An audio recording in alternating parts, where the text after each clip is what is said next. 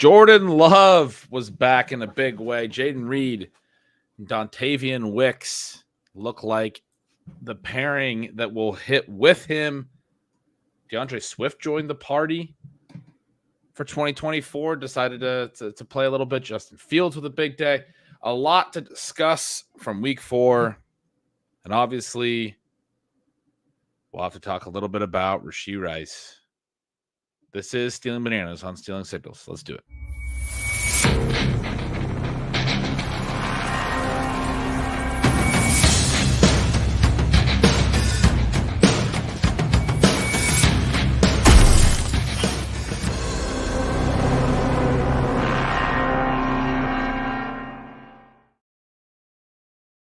Welcome in, everybody. A lot of fun stuff to talk about from week 4. Or, I mean, I don't know. Not that much like incredibly fun stuff, but plenty to discuss. Jane Daniels is another one I didn't mention. 26 of 30 today. Breaks a record for best completion percentage I think I saw through the first 4 weeks. I think I also saw that he had the highest completion percentage, or first guy to have 85% completion percentage in back-to-back games, because the last 2 games have both been absurd. A lot of just fantastic stuff. Daniels is probably one of the biggest storylines in all of football. We'll have to talk about him. Shawn, we've talked about a lot of injuries on the pod over the last couple weeks, but we've talked about how none of them have been particularly serious. By all accounts, Rashee Rice is going to miss the rest of the year. We know that the ACL is one that you can typically identify with a physical examination or what have you. They're pretty confident. Andy Reid's saying that they're basically going to get the MRI to confirm it. We've had all the little ones, a bunch of small injuries, guys that have hit but then immediately go out. We had Kenneth Walker have the great week 1 and then he misses 2 games. We have Debo, we have Kupp. These guys look good right away, and then they get hurt, and you're like, you don't get the payoff from it. One of the things that we talked about before with some of the injuries that are tough, I mean, just going back to these conversations in the last few years in my head today, is that some of the toughest ones for me that, I'm at least grateful we didn't have a lot of this year, are the ones where the guy gets hurt right away in week 1, and you don't even get to see anything. You don't get to know if your analysis was right or anything. I go back to Trey Lance a few years ago, which we probably have an idea that he wasn't a great player or anything, but you don't even get to see the thing play out. And yet the other one that we always talk about that is the hardest one to, accept is when you have the total league winner and you don't get paid off on it. And so it's the opposite of that. You know that it was a hit, but you know that it was a smash. And Rashee Rice was, way underpriced for a long time. I was drafting an absolute ton of him when he was like the 7th, 8th round. I was doing a bunch of my slows. My best ball portfolio was in shambles. And when he rose up, I was still drafted him. Pre-draft, when he was the 2-3 turn, I was making the case he should be at the 1-2 turn before all of his legal stuff. I've taken a lot of Rashee Rice this offseason. Anyone who's listened to Stealing Bananas, anyone who's read Rotoviz or read Stealing Signals has taken a lot of Rashee Rice. It's tough when, on one hand, I'm glad that we got to see the thesis play out. I can't count the number of comments that I saw or analysts doing like trade value charts or things that were talking about Rashee Rice as a top 5 receiver the rest of the way. The resurrection contest had started. He was being drafted in the first round, top 10 picks. I think he was being drafted at like the 5th or 6th pick, if I'm not mistaken, overall. Everyone seemed to be in complete agreement that this was, a fantastic and awesome and legitimate breakout. We don't get paid off on that, but at least there's not a debate about that part of it, right? Like at least you get that side of it. It's not going to put any points in our fantasy teams totals. It's not going to put any championship trophies on our shelves, Shawn, because he's going to be out for the rest of the year. He is. It's pretty similar, I think, to a couple of years ago when I think it was very clear that Breece Hall was going to be the league winner, and he goes out. That was pretty devastating. As you were talking about the resurrection drafting, I'm not 100% sure about the timeline, just off the top of my head here, but certainly Devon Achane was going very, very early, around the 110, and then immediately gets hurt. And he does, not out for the season, but certainly without the injury element, I mean, we might be talking about him as one of the greatest fantasy plays ever in 2023. And then certainly he would have been drafted a little bit earlier in 2024, just because that's the way that it works. And then you'd be very excited about the way 2024 started until you get the Tua injury. The thing that is so tough about fantasy football, I think, and one of the reasons, even and especially over a decade ago when the Zero RB article came out, one of the big notes there is that injuries dramatically change the landscape, but we are never, ever rooting for them. It doesn't matter if the player is on almost every one of your teams, is on none of your teams. It's just always a bummer when the guys go out. Obviously we're not looking for a silver lining. If you're looking for a way to maybe get through the next 48 hours, a lot of Rice drafters also drafted a pretty decent amount of Xavier Worthy. He has the 54-yard touchdown. He still only gets 4 targets in this game, but they did come at some key times. He is the player who makes the final reception on a well-designed play to end the game, allow the into the intermediate range. I mean, I think you start thinking about how his role could develop as well. He looks like he's going to be. I know that the last couple of weeks were a little disappointing. I know even in this game where he goes for 73 and a touchdown, there are concerns about the volume. But, I mean, he's going to have to be on the accelerated track now. We did get a lot more Travis Kelce in this game after Rashee Rice gets hurt. One of the many things that we had sort of talked about as it relates to the Chiefs is that we did sort of expect Kareem Hunt to be the guy who took over this week. He does, in part because Carson Steele fumbles again, which could have been a pretty definitive play within the context of this game. I mean, Patrick Mahomes ends up averaging over 8 yards per attempt because of that 54-yard touchdown. But then the Chiefs have never looked like this. Patrick Mahomes has never looked like this. The defense right now is carrying them. They're going to be without their playmakers. I think it does shift in a direction now. We are thinking that Xavier Worthy could eventually be the league winner. Certainly, I think Kareem Hunt is going to play a huge role in fantasy football down the stretch, which was your thesis a week ago, and everything in that direction looks like it's playing out. Yeah, the Hunt stuff I was pretty excited to see. I wrote a lot about him at Stealing Signals last week, a couple different pieces. I wrote a bonus piece about coaching and did a little Q&A and added a note on him. I mentioned him again in input volatility. And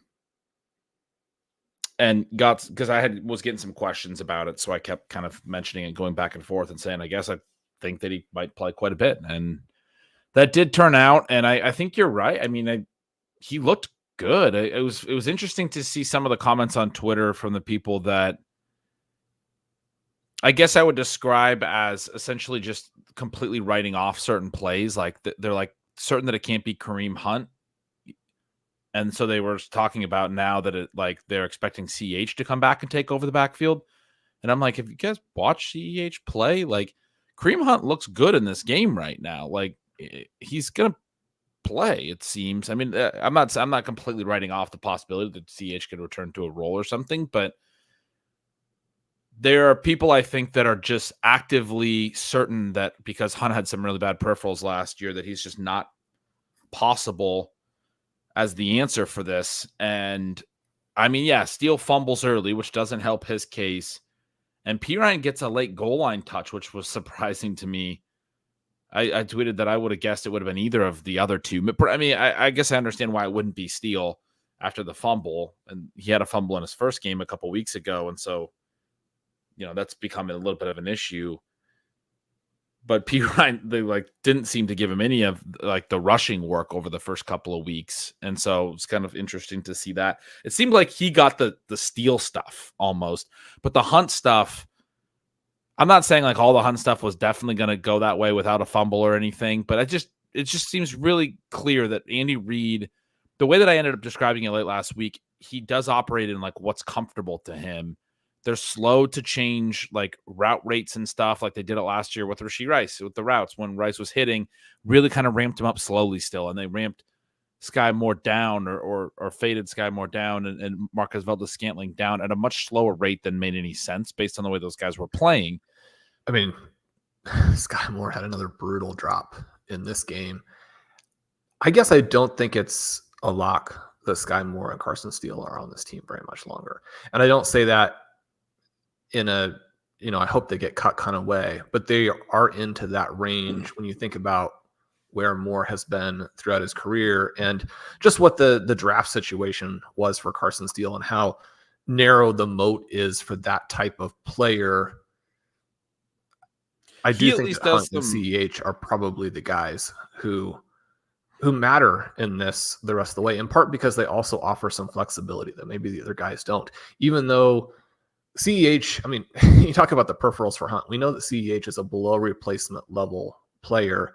Hunt probably is too, and yet there is some value, a little bit like we talked about in the context of this a week and a half ago, in that if you can play the Leonard Fournette role in this offense, that's an upgrade on other things the Chiefs have, and it's something that Andy Reid will embrace. Yep. Still does play a little bit of special teams. But yeah, there's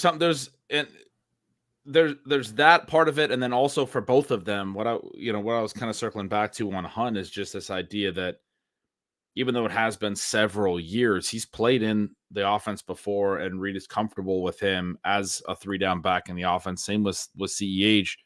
And there's a comfortability thing with the way that Reid does things. I mean, at least as far as trying to articulate why it even makes any sense to have been on Hunt or anything, like I was trying to talk through it in Stealing Signals last week, and I was like, I don't really know how to say it. It's just kind of a gut feel that I think this is how Andy Reid's going to play it. But it seemed that way when you watch the game. He's like, I've done it with this back before. I'm very comfortable with him being out there in all of these different spots in these different situations, and especially the Steele fumble. If you believe that side of it, the Steele fumble would lean you that direction even more, where you're going to really go into the comfortability aspect. Perine's been slow to earn a role as well, and I've had some people ask, like, maybe that has to do with learning the playbook. I'm like, I mean, you got to learn the protections, and you also got to learn, to like release into the flat, basically. Like, he's not doing a lot. He's not running a complex route tree. There's not a whole lot of handoffs or run schemes that he has to learn. And he's not even getting on the field. Like, I mean, he was hardly playing in the last couple of weeks. Hunt gets on the field really quickly here. Correct me if I'm wrong on this, Ben, but I believe that Kareem Hunt had some air yards in this game as well, which again just shows a flexibility that the other guys don't have. Right. That's the flexibility thing that you keep mentioning is a great one. The Worthy point you made, I wanted to highlight as well. That's something that I had down in my notes, and is definitely going to be a big part of Stealing Signals as far as what's next for this team. It has to be Worthy. I mean, there's a lot of people on Twitter talking about they got to make a trade, this, that, the other thing. There's also a lot of people that think Xavier Worthy only has one skill set, running really fast in a straight line. It's something we've been talking about since pre-draft, that there is more to his skill set, that he earned volume in different roles. Last year, he was a deep threat prior to last year. Last year's ADOT came way down. His targets per out run still very high. Gets a lot in the intermediate. If you go watch his film, a lot of separation, route running, a lot of the nuance in like tight areas. He actually showed that stuff at Texas at times. They're going to need, it's different than what Rashee Rice does, but they are going to need weapons that can operate in the short to intermediate range now, because Travis Kelce's clearly not going to be that answer by himself anymore. And Rice was the guy that was taking that over. I mean, that was the whole thesis for Rice. And that's where, I mean, I feel good about the analysis, but then I'm like, the way that I think about this in terms of air yards and how different profiles overlap and complementary players, and this had to be Rice, and why I was so big on it all offseason, and it hits, and you're like, it's hitting in the way that I thought. You're right for the right reasons, and you don't get it to pay off. It's just a frustrating feeling, Shawn. I mean, it's been a tough day. That's the worst. You mentioned Worthy and the different types of routes and the different types of roles. All 4 of his targets today were very different types of plays. Now, again, I would say it does raise some eyebrows that you only have the 4 targets in this type of game, but he is able to get open at all the levels. And then there's some serious after the catch potential outside of just the long touchdown potential. So that's, again, a play that I think is going to skyrocket as we go forward. The other guy who looked really good. The deep throws, you think? Well, I think you're going to get a lot more of that, but then you're also going to see him coming across the field, catching, and the trailers are like, oh, wait, there's no angle. We saw some plays that, you saw in the night game where Derrick Henry gets free and they can't get the angle on this, 230, 40, whatever he is, pound bust. I mean, you get Xavier Worthy in the open, and there are going to be some 60-yard after the catch types of touchdowns. Yep. The other guy, you were just going to say another guy. I was going to mention Juju and throw his name out here. I'm not like going crazy for him because I don't think he can play anymore necessarily.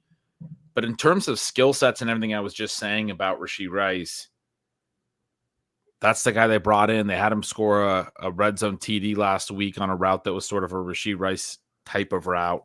It's like a zone beating thing, right? Like just a feel. He's not going to be good, but I do think we'll see a little bit more of him in the offense in the short term. It can't be Sky Moore. I mean, what was that? I mean, it's just a third down little out pattern, 4-yard out pattern right on his hands, and he can't even catch that.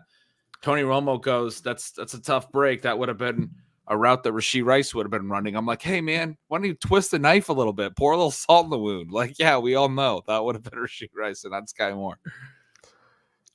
And you'd love to see Sky Moore somewhere else. I don't know that he is going to be able to latch on with a different team. He's been that bad, but he was good enough in college that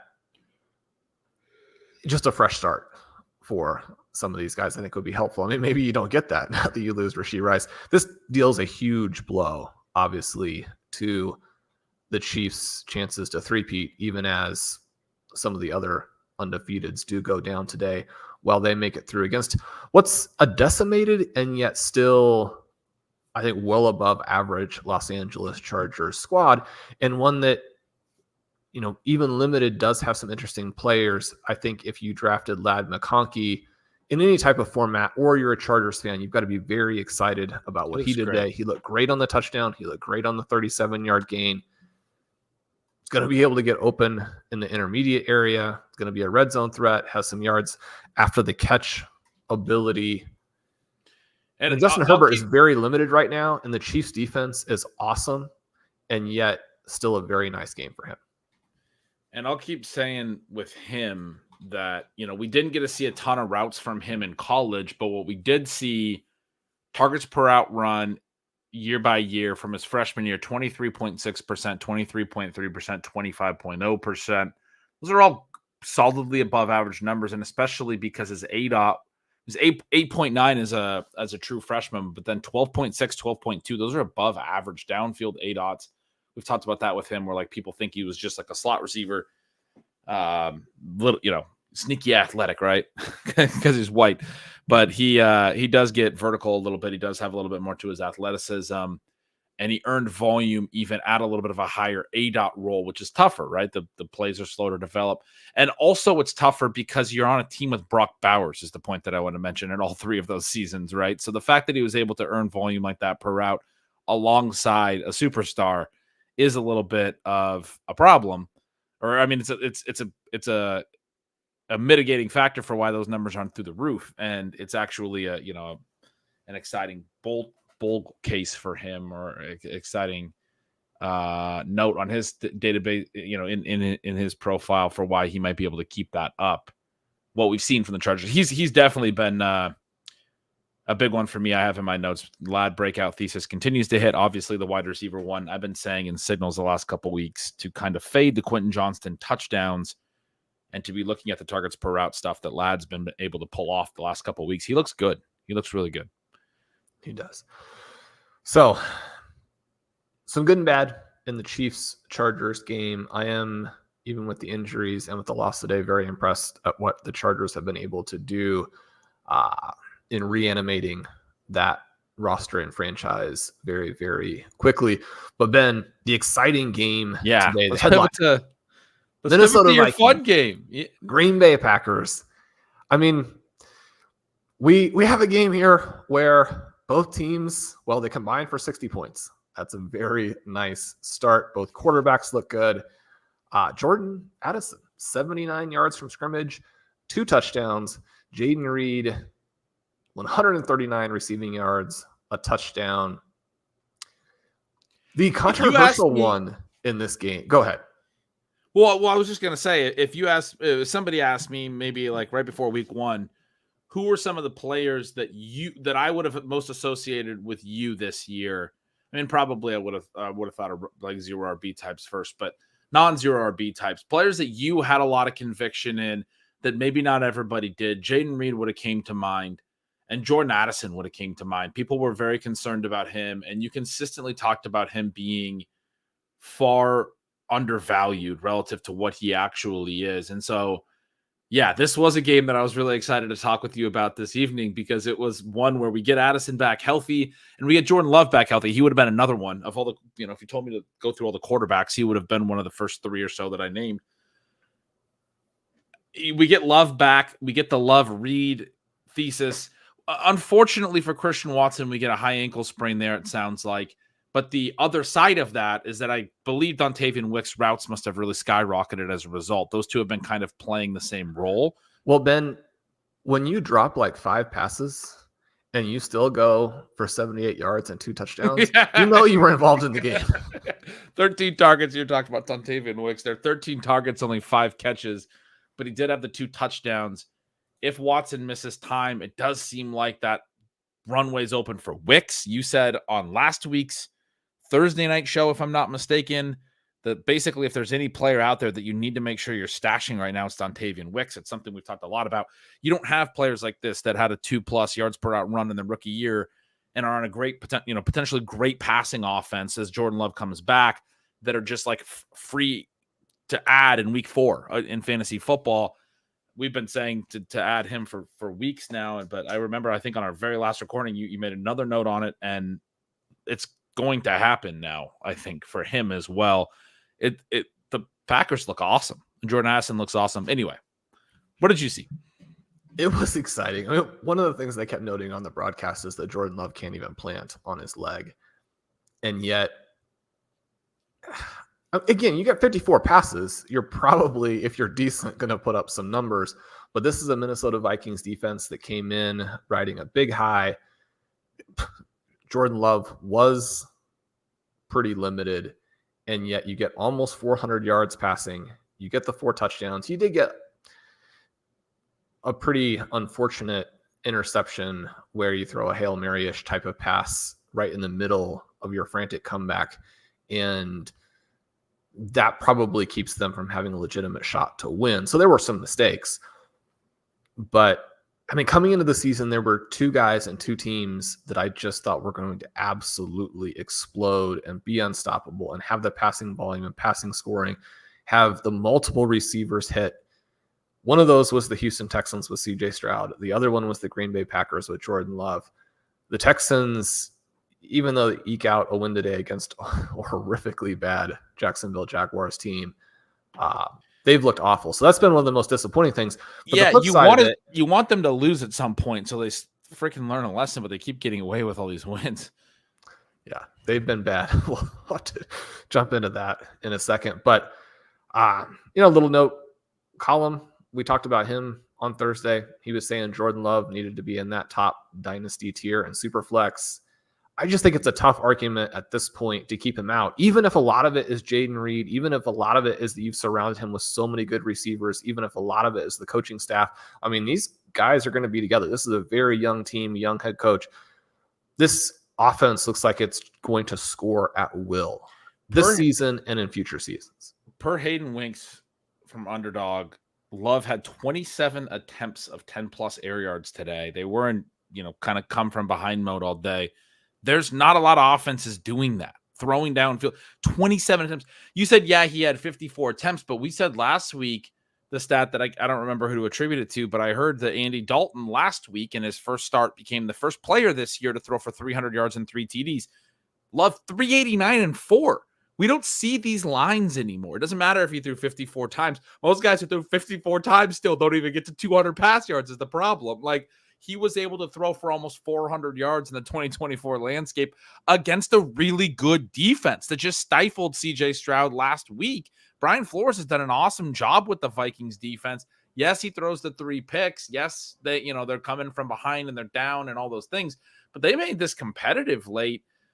Yeah, the last touchdown and everything, like they would have had to get an onside kick to really been able to win. They end up losing by 2, and probably they should have lost by a little bit more if you're being completely honest about it. But it was fun. It was fun. They played in a way that not enough offenses are playing, like you're saying.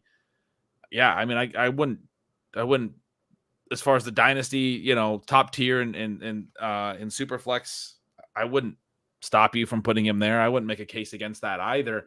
This is like the type of situation, the type of quarterback, the type of offense, the type of teammates that is rare in the 2024 landscape. You got to be excited about it. And to the point where you can even have a player like Christian Watson go down and just not skip a beat, because you have other players who can also get the job done. Other guys, especially if you're unlocking Dontavian Wicks, who might be even better. As we are coming down the stretch in August and Blair was writing his breakout wide receiver series and some other really cool pieces, including one about some of the guys who were good at Yak last season. Now, Wicks didn't necessarily flash as much in some of those numbers as a collegiate player. So I think, you got to keep that part in mind. But basically every article Blair wrote was about Dontavian Wicks. And I'm thinking, well, I mean, some of these things are, connected. And yet he's somebody I wanted to make sure I had a piece of. And then again, I mean, he's dropped a ton of passes already this season. The upside with him, his ability to get open, his ability to go up for the ball, his ability to run after the catch. We saw him fight, I believe, for a big first down in this where he carried some defenders. And then you look at Jaden Reed, where you get the 7 for 139. And I mean, that's on 8 targets. And they've been listing him with calf and shin injuries. He certainly doesn't look limited in any way out there. And yet when you consider that Tucker Kraft had more targets than he did, Romeo Dobbs, who just simply doesn't move the needle in the same way, had the same number of targets. You want to talk about drops? He had a ball bounce off his chest and go for one of the interceptions that was just a catch that he couldn't make, and it goes for a pick the other way. That was early in the game. I mean, Josh Jacobs had 6 targets. I mean, there are probably going to be some games where Jaden Reed, has a 25% target share on pretty significant volume, and you're looking at a potential 200-yard day. One of the things I feel good about is we talked about the potential for some trade opportunities to pick those guys up, and we said, do it. It's fun to see them come out in this game, because this was still a game where I did think it was very possible that we'd have to wait one more week. You're playing the Vikings. Both guys maybe are limited. And to see Reed go up at the end of that game too, and just, look like he's 3 feet off the ground, making a contested catch. It's hard not to be excited about what he is going to eventually be as we work through this season. But then on the opposite side of that, we only get to 28 passes for Sam Darnold. Obviously, game script plays a big role there as they were up a lot early. We had Aaron Jones look good in stretches. At one point, there was a bit of a threat that Ty Chandler was going to eat into his touches. Today, it was 22-3, and then Jones also has 5 targets. He looks really, really good. But the fun part in this game is, even though the targets were spread around to some other players as you work through, the fact that Justin Jefferson, Jordan Addison, despite obviously getting the majority of the defensive attention, were both able to get free. They catch 9 of their 12 targets combined. You want more target volume, really, for both of them. You don't want Justin Jefferson sitting there at 8 targets very often as we work through the season. I do think that Addison being back is going to help him. I think even today you could see that a little bit. At some point they'll have TJ Hawkinson. He's going to make it even more difficult. Sam Darnold, little by little, I think, I mean, for some people, it's not little by little. It's just very clear cut that he's one of those rare startable passing QBs in the 2024 environment. I'd like to think there are going to be some high volume passing games in his future as well, because this Minnesota Vikings passing offense is absolutely electric. Yeah, I mean, it's incredibly well designed and it's looked great since week one. We were excited for Addison to get back into it because obviously Naylor had scored 3 straight weeks. This is now 4 in a row where like sort of the number 2 wide receiver has been able to catch a touchdown working off of Jefferson. And I mean, one of the reasons it was so exciting about, Addison returning to that role is that it wasn't like, I mean, there's always those conversations about separation and this and that, but it just felt like some of Naylor's TDs the last couple of weeks have been sort of schemed up. They've gotten him wide open. It's been a clever design, what have you. Maybe he's creating some separation. Sort of the same deal with Addison's TD today is what I was getting at. It was like they get him behind the defense. I don't know what Kevin O'Connell's doing. I haven't sat and watched the All-22 a bunch, but he's able to get guys open down the field, which there's a lot of offenses that are not doing that, right? And so however the scheme is operating, getting, when we're watching the games and seeing the quarterback drop back and throw a pass down the field and it pans over and there's a receiver running free and in the end zone for, a touchdown. That's the rare thing these days. That's how it used to be 3, 4, 5, 7 years ago watching football. But these days when it pans over, it's like there's 2 receivers like running near 7 defenders. The ball lands. It's like chaos. Like it looks like a zoo half the time. You're like, oh, he threw that really confidently. I thought that ball was going somewhere it should have gone. That's not what the Vikings offense looks like. That's what I'm getting at. It's the one where the player is actually where he should be on the other side of those throws. That's been a fun one as well. The Aaron Jones thing, Shawn, almost like, I mean, this was a game against the Packers. The chat saying they were trying really hard to get him a TD. You understand that. And another chat here says it feels unsustainable. That's sort of, I'm going to where this comment is. It says it feels unsustainable. Wonder if that's a revenge game thing. 26 touches. I mean, I was one of those people that thought Ty Chandler would play a little bit more. I don't want Aaron Jones getting 26 touches. I don't want him getting 22 carries. I want him to get the high value. The last couple of weeks, it's been a little bit more of him getting the high value touches and giving some of the low value touches to Ty Chandler. It might have been a matchup based thing here.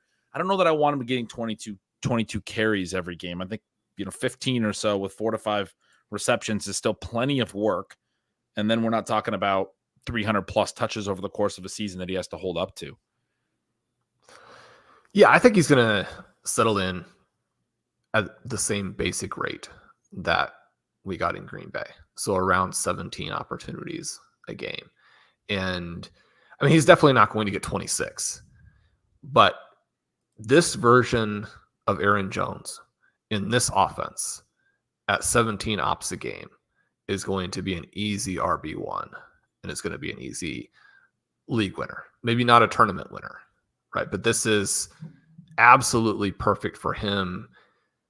And it's just a reminder, too, of how dynamic he is as a receiver.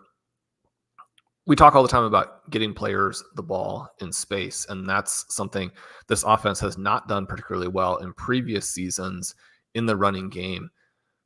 Part of that you can probably chalk up to who they had at running back.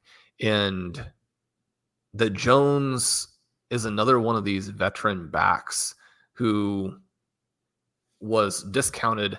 And in his case, unlike some of the other guys who have bounced back in 2024, most of the SIS stats suggest that there was never a problem with Aaron Jones. He was a little bit worse last season, but I mean, he looks so good. And when you get him in the one-on-one with the defensive backs, he makes those guys miss at a very high level. He has the speed to create the big numbers. I mean, only 4.2 yards per carry a day, but a lot of very impressive plays. He has a 17-yard gain as a rusher, 14-yard gain as a receiver. It was interesting to look at the overall numbers for Darnold. He's just under 10 yards per attempt, and that's without any of the huge touchdown plays that they have had. And often when you look and see a guy with big numbers, you'll have a 60, 70-yard touchdown in there. But to have Naylor only catch the one pass a day, but it was a 31-yarder, you get 27-yard play to Justin Jefferson, 29 to Jordan Addison, have all three of those guys with at least one big reception. Again, it's not just open underneath. That's one of the things that's so frustrating, I think, with CJ Stroud and the Texans. They're running the ball a ton on first down, and then so much of what they're getting is underneath. Now, Nico Collins gets so much of everything that you just kind of add all of those up. Ben, what did you think? And what I mean by that, you get the 15 targets today, 12 receptions. You do get a 26-yarder, but 151 yards, another touchdown. To me, he looks like he has the potential to, do what we were hoping, or what Rashee Rice was in the midst of doing. Has the potential to be the overall wide receiver one. We know in terms of yards per route last season, it's really just Tyreek Hill who gapped him, and he and Brandon Ayuk there in that next range without Tua in the short term. I mean, again, you're looking at him as a star. It was interesting to see what they were able to do with Diggs today. He had the 5 for 69. He has the weird play where he's going to try and throw a touchdown pass and instead realizes, wait, I can just run this one in. He also had a big gain, or a meaningful gain, wiped out by penalty. They end up throwing 40 times, but so much of this comes back to sort of the incompetence of the Jaguars, who only get 58 plays in this game. Given that the box score looks okay from CJ Stroud today, what were your observations watching the game where, again, you get 345 and 2, it's hard to complain in the 2024 environment, but this was another pretty disappointing game. Yeah, I think it was very disappointing. They were trailing late. They probably should have lost at home. I don't know if should have lost, but if the Jags could have put anything together, I guess in the later parts of the game, they would have. They spent most of the game, at least the second half, behind. Yeah, I haven't really been able to figure it out with them. I've been every week I've been betting them on the spread as if this is the week that it's all going to click and come together. They were 6-point favorites at home against a bad Jags team at home. Took them again here, lost that bet by 2 points. Both the bets on the road have missed pretty bad. The week one, I think they actually managed to cover. Or no, they lost. They were a few. They only won by 2 against the Colts. I can't remember what bet that was. Anyway, obviously the game against Minnesota, they got destroyed. This game, I'm watching it expecting something to pick up throughout most of the second half. Diggs had, I want to say it was 4 for 59 at half, finished 5 for 69. I was hoping he'd go. I remember doing the math at half, that's an 8 for 120 pace. Let's get to one of these 8 for 100 games. Doesn't get there. Nico is the undeniable element here, and he's winning in all the ways. He's winning in structure where Stroud is, just dropping back and releasing on time, and he's getting the ball to Nico, right? Once again, when the camera pans downfield, what do we see? Well, we see Nico. When he's scramble drilling it, I was like, oh, this one might be Diggs. Nope, Nico. It's just always Nico Collins right now. He's doing all of it because he's the more, the bigger, more physical receiver. Yeah, I don't think of him as the scramble drill guy, but there was a couple extended plays where he's the one who found space, and Stroud hit him on those plays as well. So, yeah, 150 yards out of him. He looks like an absolute star. I don't, can't disagree with that at all. You look at the rest of their box score. Stroud throws for 345, which is fantastic. But Akers only runs for 53 as a team. They run for 101.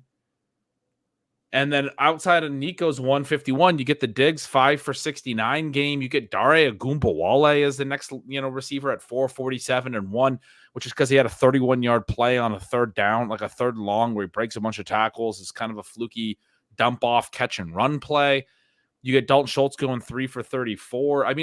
It's all bits and pieces. It looks like not a non-functional passing game, but not a dynamic one, right? In a game where Stroud goes out and throws for 345, I want to see big plays in the box score. I go look at it and I'm trying to remember the plays, and I go, oh yeah, his longest pass of the game was a dump off to Dare Ogunbowale. That's the one that went for 31 yards. Like, that's not signal. That's noise, right? Like, that's not exciting. And the stark contrast between the Packers-Vikings game, where the two coaches are getting guys wide open and getting guys wide open down the field and getting guys open off of the design, as opposed to as what you just mentioned for CJ Stroud, where he's scrambling, just absolutely night and day. And even the philosophy behind it, where there are so many plays here where Cam Akers gets the ball and immediately puts them in a bad down and distance situation. And the thing that you feel for what they're doing there is they can't wait to get Joe Mixon back so they can just give him the ball every time. It's a complete and total misunderstanding of who your star players are. Now, 15 targets to Nico Collins, there's some understanding there, but mostly it appears to come from Stroud, where, I mean, these two guys are making incredible plays together that's outside of scheme, outside of what was drawn up. And so many of those plays, there are guys hanging all over Nico Collins when he makes the plays. Right, so he's making dramatic catches. He's shedding multiple defenders. It's not players running free like you would expect in this offense, expect in the second year of development. So all of that was disappointing. We did get a catch for John Mechie in this game, especially with Tank Dell injured. You kind of would like to see him more involved than, as you mentioned, Ogunbowale. But Dalton Schultz, Robert Woods, some of those players. On the other side, yeah. Go ahead. Well, you do get 9 targets for Brian Thomas. He looks like, and again, I don't want to upset the Husky fans in the chat or my co-host here, Ben Gretch.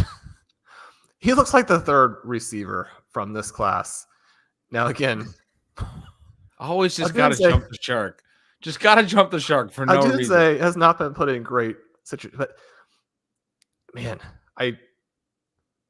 we had some interviews this week where Trevor Lawrence took responsibility for how the team was playing, and especially how he was playing and how the offense was playing.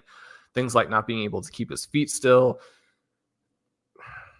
And the main thing is just somehow you've got to play better. He was missing wide open throws throughout this game. He doesn't have, and one of the things that I think has even carried on from his final year in college is that you don't see the touch on his passes and really the correct arc on his passes to hit his guys who are open. Everything is kind of a scud missile. He had Christian Kirk, I believe, open for a long touchdown. He definitely had Brian Thomas open for a long touchdown. Missed those guys badly.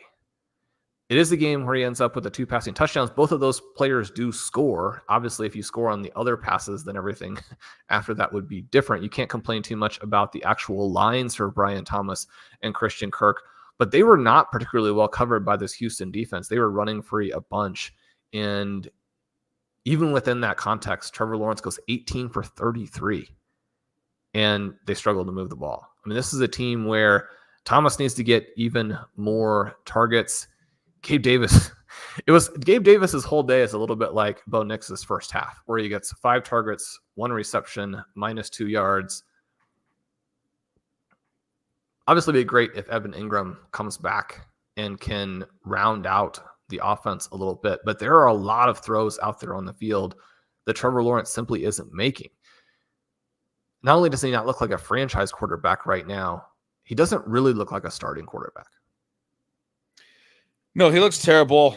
I just want to point out that Rome Odunze last week had 112 yards and a TD, and I didn't hear you comment on who should be the number 3 rookie receiver. Just nothing. Blair wrote a great article about We'll not talk about Odunze. I thought about not publishing it because I'm like, there were 100 passes in that game. Can we really give him credit? But I did let it slip through the editing there.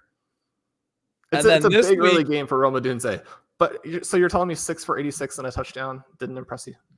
I mean, I know. I think Brian Thomas was fantastic. I just don't know why Rome Odunze needs to catch strays every time a different rookie receiver does something good. Brian Thomas looks fantastic. He Yeah, I mean, I think him and Kirk looked really good, kind of working off of each other in this game. Obviously, you have no Evan Ingram and no Gabe Davis because he's just not a player. He was on the field, to be clear. Evan Ingram wasn't on the field, but they both had the same impact on the game. Brian Thomas looks like the hyper efficient player that we saw in the stats. The concerns that I had for him revolved around his targets per out run all 3 years, and the fact that he wasn't super efficient the first 2 years. The third year he gets really efficient. He basically wasn't good the first 2 years. If you look at like his overall body of work, not strong target earning, not strong efficiency after the catch. Final season, year 3, the targets per out run don't really improve that much. The yards per target go through absolutely through the roof. He has 17 touchdowns, absolutely phenomenal, while playing with Jaden Daniels, who, mind you, looks like potentially the best rookie quarterback of all time. Like, he might end up the accuracy with Daniels is insane right now. The completion percentage stuff, that's the thing that I've always said is the most important QB trait. And this is a guy whose scramble rates are through the roof and is thought of as a rushing quarterback, right? And he's out here delivering passes at such a high clip that he has the highest completion percentage through 4 games of any player of all time. Yes, it's a low. Well, he was extraordinary offense in college last year. When you would compare all of those prospects, it would just be him up there at this level that people don't get to, and then the rest of the guys in a competitive group. I mean, he had Caleb Williams gapped by so much that it was silly. It is interesting because in some ways the CJ Stroud passing ability as a rookie was still a lot more impressive. There's this larger than life element to it, but Ben, not only are the numbers there for Jaden Daniels, not only is the fantasy production there, but the combination of the way the ball comes out of his hand and then the fact that no balls are ever hitting the ground is absolutely insane. Well, and the difference between him and Stroud is that he adds a lot more mobility and adds a lot more to the run game. A player like him hasn't thrown like that. Like, we haven't had this great of a rushing quarterback be this good of a passer yet. We've talked about it. We've thought about like the ceiling for Lamar and the ceiling for Josh Allen, who's a little bit of a different type of runner and is a really good passer. But I mean, yeah, you're right. Like the CJ Stroud comparison, Stroud's a higher rate out guy. He's making these big time throws down the field. So far, the Washington offense has been a lot more underneath, a lot of like RPOs, a lot of short passes. Some of the high completion percentage stuff is by design. But when he is asked to throw downfield, he's mostly been very dynamic at that as well. I mean, he's just very, very good. I mean, perfectly thrown to Terry McLaurin. He's already, and I think clearly, with a meaningful gap to everyone else, the Dynasty 101. Yeah, he's like, we were talking about it last week, like how high should we get him in the rest of the season, like redraft ranks, and I was like, well, he's, I think maybe all the way up there in a tier with Josh Allen. Like, I think you have to take him over everyone. Washington's defense is bad. They're going to be in shootouts. Like, he just looks that good. And that's the thing is, like, I know a lot of people are like, well, let him play some more games, and people want to see it. We're trying to predict the future. It is possible that he might not be the same player for the rest of the season, and that this was just the really hot first month of an otherwise good rookie season. I don't think he's going to be bad. I think the floor is now good, right? And then what about if the ceiling is that he's just like a perennial MVP candidate down the line? This is how they start, right? Like Patrick Mahomes' first career season as a starting QB, he threw for 5,000 yards and 50. It's still his best season. You want to get in early when the guy is showing you that he might be the next perennial MVP candidate. That's not like, that's what we talk about here. That's what we do here. Yes, it might be feeling like you're getting out ahead of yourself a little bit. He's the biggest story in football. He's Washington's whole, like, I think Dan Quinn and Cliff Kingsbury were bad hires. It doesn't matter. Washington's their whole team, their roster is bad. It's bad. And they're all safe. Is a little bit of a revenge game for Cliff Kingsbury. Jaden Daniels single-handedly won a football game, an NFL football game, and won it by a lot in the way that you just simply do not see, because quarterbacks do require the rest of their team. And I mean, one of the things we're seeing right now with Patrick Mahomes is that he's got an amazing team around him, and they're eking out victories. This was a blowout that was entirely on one person. Chat, come on, man. He's a classic player. You'll hit on and he'll get injured. I don't need to hear that. No, I mean, the other thing about it, you're talking about as bad as teammates are, their most recent highest profile wide receiver draft pick was a first round pick, Jahan Dotson, who they had to trade in the preseason because he was so bad and move on from him to make room for this year's third round pick slot receiver, Luke McCaffrey, who does look good for a third round receiving slot receiver. I think he looks pretty interesting. McCaffrey made a nice play today. They're doing a lot of the Zach Ertz stuff still. They got to get Ben Sinnott going in the offense. They got to do a lot of other things. Brian Robinson's, getting a whole lot of touch. Jeremy McNichols has bounced around the league for years. Once upon a time, dynasty managers. The is pretty excited tonight. Right. Yeah. There's some people that are excited from him from years and years ago. He has 2 touchdowns in this game. And you see all the running back efficiency. That's because of the Daniels threat, right? Like that's they're working off of that. The scheme is working. I do think Kingsbury has taken some steps forward since, the Arizona years and those things. And you would hope so. But I also think Daniels is elevating everything. You just think it's all Daniels? Yeah. I mean, I think that, that I believe that today is 16 for 22 for 142 yards. And 4 sacks against a defense that is about as talented as if they were playing 10 real NFL players gives you a sense of why Cliff Kingsbury failed with the Cardinals, which is that Kyler Murray is actually not very good. So you're not taking a step from a guy who is good or like really good to a guy who is unbelievable. You're taking a step from somebody who's pretty average to a generational prospect. But I mean, you got 6 for 85 from Zacchaeus today. Brian Robinson looks like the best running back in the NFL. When you have the threat of Jaden Daniels, everything else is also so much more difficult to stop.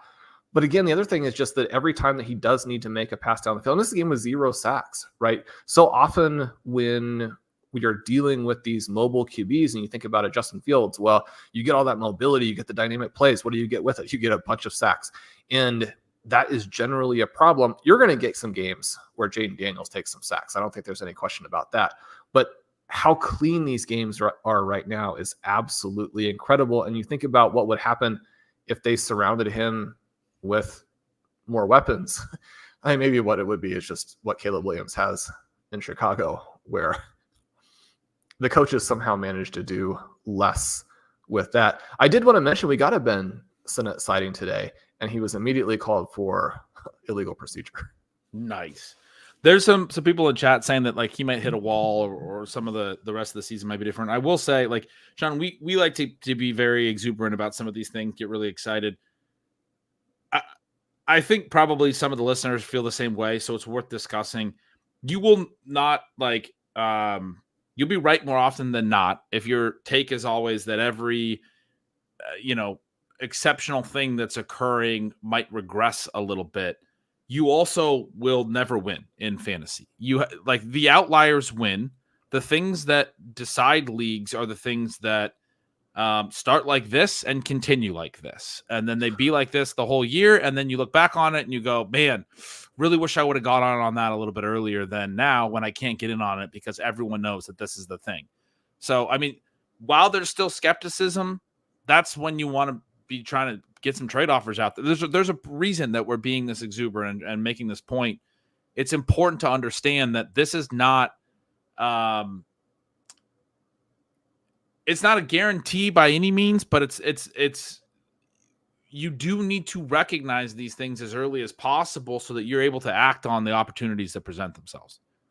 And I think that you have to be willing to do that before the season starts as well. And one of the things that we talked about, for best ball, for example, is that you have to take Jaden Daniels in basically every draft.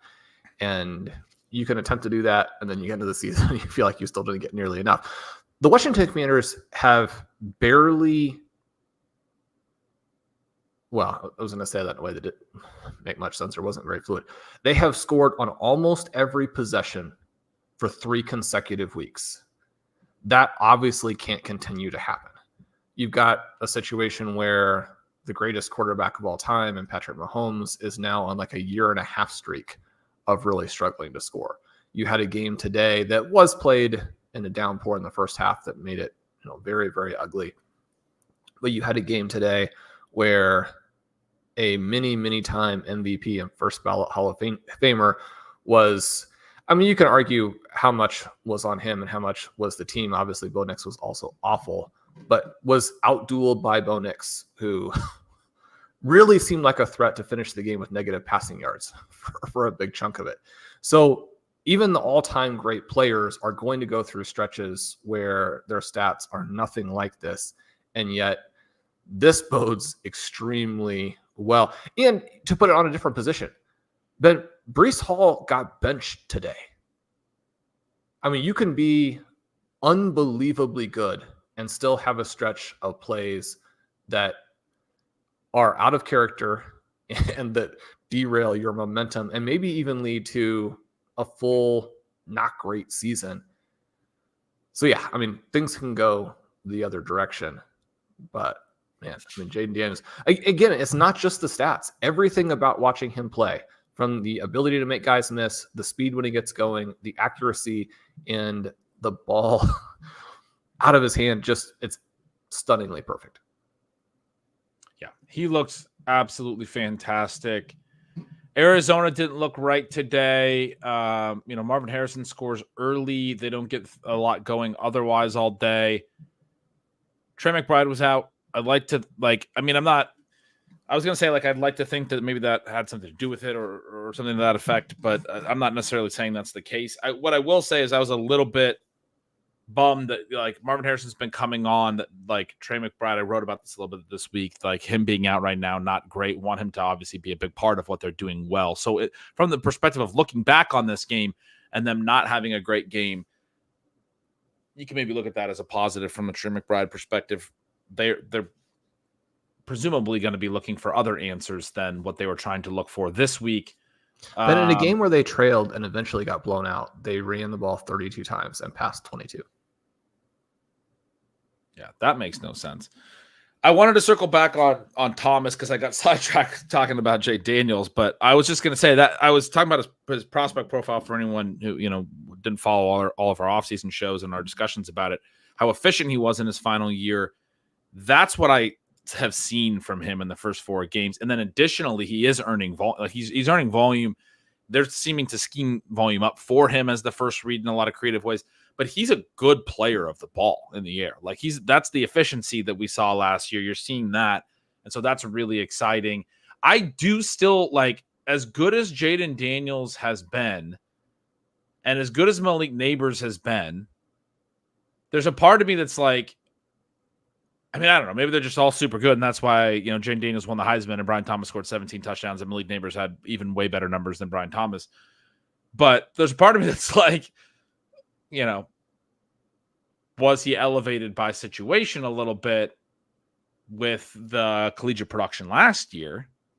So anyway, I'm not ready to be he's definitely the long-term wide receiver 3 in Dynasty because he had one good game and I was already predisposed, my co-host here, to believe that he should be ahead of Odunze anyway. But speaking of Odunze, who only had 1 catch today, Keenan Allen only has 3, TJ Moore only has 3, Caleb Williams, Cole Kmet only has 3. Caleb Williams completes 7 passes to DeAndre Swift. This was supposed to be the Roschon Johnson gets more work game. He did get a little bit more because Khalil Herbert didn't play at all. There was also a report Sunday morning that Caleb Williams and Cole Kmet and Mercedes Lewis, among potentially others, met with Shane Waldron this week and talked to him about being more aggressive. He starts the game with a bunch of running to DeAndre Swift. That said, Shawn, DeAndre Swift winds up with 23 touches in this game. The rest of the team combined has 12 and 10, 22. I think he had more than half of their touches in this game, offensive touches, including Caleb Williams' rushes. And yet he does go for 165 yards. He ends up having a long touchdown run. He looked better early, and then he hits on some big plays late. And so the whole stat line actually ends up looking fairly good for him. This is sort of what they were hoping for probably when they brought him in, but it's also like not the way to operate the offense. Well, this is your prototypical revenge game against your own team, where Shane Waldron came out and he's like, we're just going to see if DeAndre Swift can get it done. Right? And then it worked. So he's like, game over. No more team meetings. Revenge game against his own team is an all-time line. That's an all-time stealing bananas line. I enjoyed that. I don't know what that. I mean, I don't know how else to describe it. I think that's exactly what he was doing. He was like, "You want to question me? I'll give DeAndre Swift every touch." This is a guy who last week was the only qualified rusher in the NFL to have a 0% success rate. 13 carries, not one went for successful yardage as far as whatever that equation is on NFL Pros. I've had people texting me all of the stats where DeAndre Swift has been like the worst runner of all time through 3 games. And they were like, we're going to build the whole offense out of that guy. 23 touches, 165 yards today. This was peak DeAndre Swift. It really was. He looked good. It's so bizarre that the decision was to build the offense out of that guy. And then it's also so bizarre that it worked. I mean, like to any degree at all. The reality is it didn't really work that well. The offense was not very good in the first half. Their only touchdown in the first half was on a short field off a turnover where they took over at like the opposing 30-yard line. That was when Roschon Johnson, I think, had the short touchdown in the first half. They go into half up 10-6 in a game where the Rams are not really moving the ball very well, and the Rams do not have a very good defense either, and they're not moving the ball. They're giving Swift a bunch of touches. He's getting some efficient plays. They're doing that thing where like you're running too much and you are getting a couple first downs, but you wind up punting anyway. All they had was a short field touchdown. The second half, Swift hits for the long TD run, 36-yard TD run. He goes 16 for 93. The other 15 went for, what is that, 56 or something, less than 4 yards per carry. It was okay, but it wasn't great. The receiving was good. All 7 targets, 7 catches, 72 yards. Yeah, I'm not trying to dog it too much, but my point is just as much as like trying to understand it or explain it or what have you, the offense did click more in the second half. Caleb Williams ends up hitting DJ Moore for a touchdown. I mean, you got to understand the full breadth of what Waldron was trying to accomplish in this game, though, because in addition to what Swift did, we got 9 targets to the combination of DJ Moore and Rome Odunze. And regardless of what the situation is with Keenan Allen, where he probably is in a situation where he'll draw some targets in games at points this year when he's healthy and when they haven't worked inappropriately. But for this team and for Caleb Williams, the guys who have to emerge and be stars along with him for them to get where they want to go. I mean, it's DJ Moore, who looked unstoppable last year with Justin Fields, and Rome Odunze, who came in with, I mean, again, there were some minor red flags. We were talking about a guy who was unstoppable last year in college and has this incredible size, athleticism profile that gives him a chance to be like a Julio Jones type of player. These 2 guys, 9 targets, but they turn him into 4 catches for a combined 32 yards. You get 32 yards to the 2 guys who have to be the players who emerge with Caleb Williams. Again, you watch Caleb Williams throw the ball coming out of his hand, all of those types of things. You're mildly encouraged about today's result. But this was a huge step back in the passing game, even from what we just saw last week. It was really ugly. It was horrible. And you said those 2 guys. I'll throw in Kmet, who just last week had a monster game, 3 targets for him. This is a dude that we've talked about all offseason. Low-key had a breakout last year. It kind of gets covered up a little bit by the Justin Fields elements. But if you look at like the per route run stuff, it's actually really strong when you account for how many of Justin Fields' dropbacks did end in sacks and scrambles and those types of things. And he's looked like he's carried that over this year. He's only like 25 now. He was 24 last year. He has been around for a little while, but it's a 21-year-old rookie. Tight end's a position we know that takes some time to develop. It's not that weird if Cole Kmet is a guy who needed a little time to develop and is breaking out now and is good now. But he looks like he's a legitimate, easy top 10 tight end in the NFL. I mean, he's very good. Big and athletic, which a lot of the tight ends have maybe a little bit narrower path to success because they have to succeed purely as receivers. I don't know what the blocking numbers are for Kmet, but you got a guy with very legitimate size and then plus athleticism for that size. And we don't see any Gerald Everett stuff in the box score today. He played a little bit, but no targets. They were doing some stuff early in the season where they're doing that second game against the Texans twice on 1st and 10. They did a designed like swing pass to Gerald Everett, and they went for 0 and 1 yards. And like, you're setting up 2nd and 10s and 2nd and 9 so you can get the ball in Gerald Everett's hands. What are you doing? They didn't do any of that stuff today, which is at least a little bit better. But other than Swift, I mean, it's all Swift. It was just Kmet, Moore, and Allen and Adunze, but those guys are the offense or should be.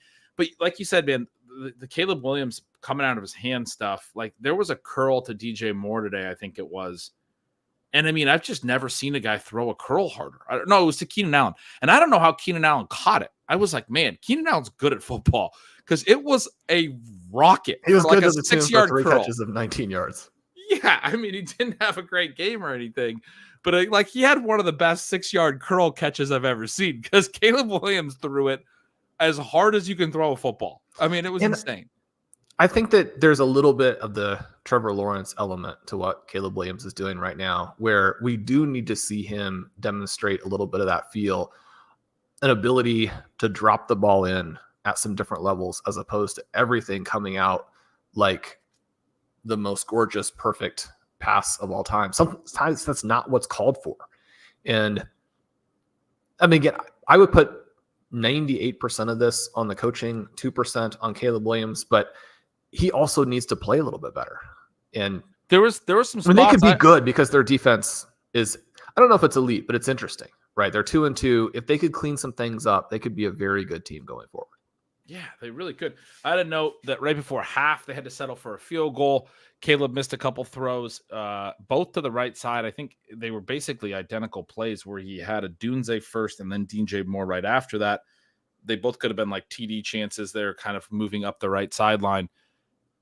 They weren't, I mean, they would have required nice throws, but they were just like not close. And it was like he was trying to throw it away or something. And he looked frustrated after the throws. Like he was trying to actually complete these passes and just really missed them. They ended up getting a field goal on that drive. They do end up winning this game. They moved to 2-2. Rams moved to 1-3. Rams, I don't know what there's really to discuss. They didn't look great. The Bears defense is good. Kyron Williams has a nice game. Tutu Atwell and Jordan Whittington are the big guys in this one. Tyler Johnson kind of out of the offense. We saw that transition a little bit last week. I don't know what it is with Tyler Johnson, but he lost a lot of routes last week. Atwell played a bunch.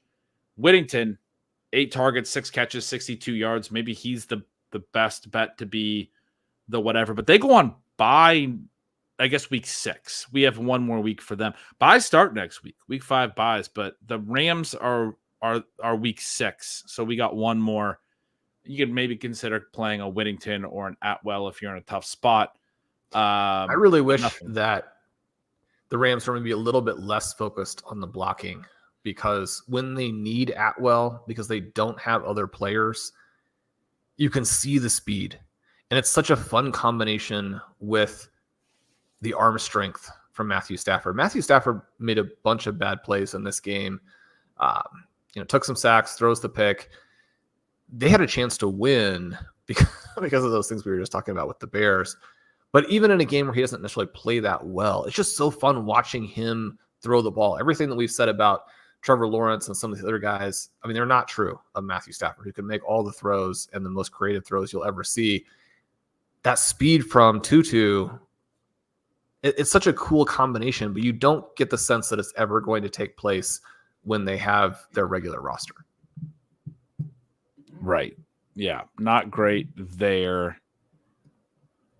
You mentioned briefly the Jets-Broncos game. Knicks doesn't look good in this one. I was going to say that, I mean, whatever happened with Tyler, I mean, on a whole nother day of hearing Tyler Bidet, Shawn, I just got to go with Tyler Bidet now. That's the name that it is.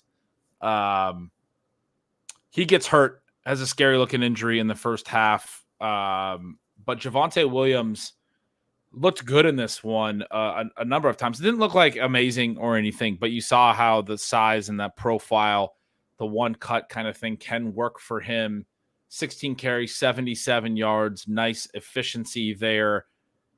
He also had I remember I noted at one point like a 5-yard loss on a carry that wasn't on him. It was like right when he got the ball, he got blown up in the backfield, which hurt his early efficiency. I was annoyed because I was like, his efficiency is looking good, and now his yards per carry looks terrible. But he had several good later runs, so the efficiency still ended up looking good. But even despite that bad run or bad play where he gets the negative 5-yard run, there just was nothing really going in the passing game. Knicks couldn't get a grip on the ball. It was super slick in the first half, and he was having a really hard time with it.